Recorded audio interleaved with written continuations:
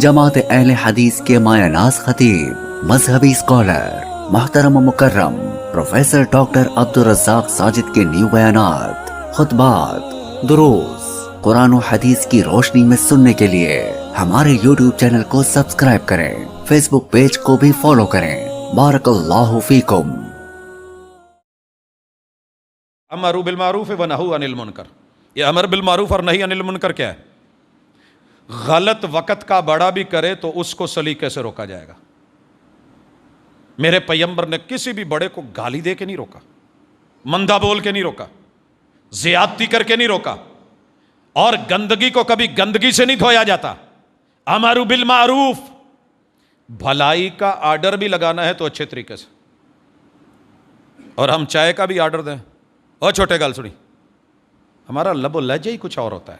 ہمارے اندر ایک جو ہے وہ اسے کیا کہہ لیں کہ اندر ہی اندر کہ میں بڑا ہوں، کرسی پہ بیٹھ گیا ہوں، یہ چھوٹا ہے، یہ چھوٹے گھر کا ہے، تو میرا سننا ہے، جب جس کی چاہے انسلٹ کر دیں، جب جس کو، اور اگر ہم نے روکنا بھی ہے تو بدترین طریقے سے، بدترین طریقے سے۔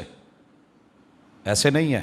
امر بالمعروف اور نہی عن المنکر، سوسائٹی کے اندر جو بھی برا کرے، غلط کرے، اس کا ہاتھ روکا جائے گا۔ رسول اللہ صلی اللہ علیہ وسلم نے کہا انصر اخاک ظالما او مظلوما، اپنے بھائی کو روک، ظالم ہے یا مظلوم ہے مدد کر۔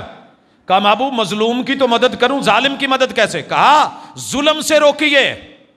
ہم روک پائے؟ میری اپنی پارٹی کا ہے، جو مرضی کرتا پھرے، وہ زمزم نہایا ہوا ہے، وہ گنگا جمنا کا اشنان کرایا ہے، وہ چونکہ میرا ہے۔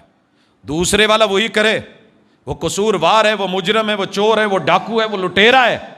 سر جی، امر بالمعروف، امر بالمعروف، لا اینڈ آرڈر، کہاں ہے لا اینڈ آرڈر؟ مجھے استثناء چاہیے چونکہ میں صدر ہوں، مجھے استثناء چاہیے کیونکہ میں وزیر اعظم ہوں، مجھے استثناء ہے کیونکہ میں پارٹی کو لیڈ کر رہا ہوں، میرے اوپر یہ اصول اور قانون لاگو نہیں ہوتا۔ یہاں تو جناب عمر بھی کٹہرے میں کھڑے ہیں اور جناب علی المرتضیٰ بھی کٹہرے میں کھڑے ہیں۔ یہاں رسول اللہ صلی اللہ علیہ وسلم جمعرات کے دن زور کے بعد منبر پہ خود کو کٹہرے میں کھڑا کر کے کہتے ہیں کہ کسی پہ زیادتی ہوئی ہو تو بدلہ لے لو۔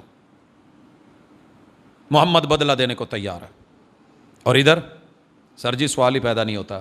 یہی وجہ ہے کہ ہماری ان چیزوں نے ہمیں بہت دور کیا ہے۔ تو آئیے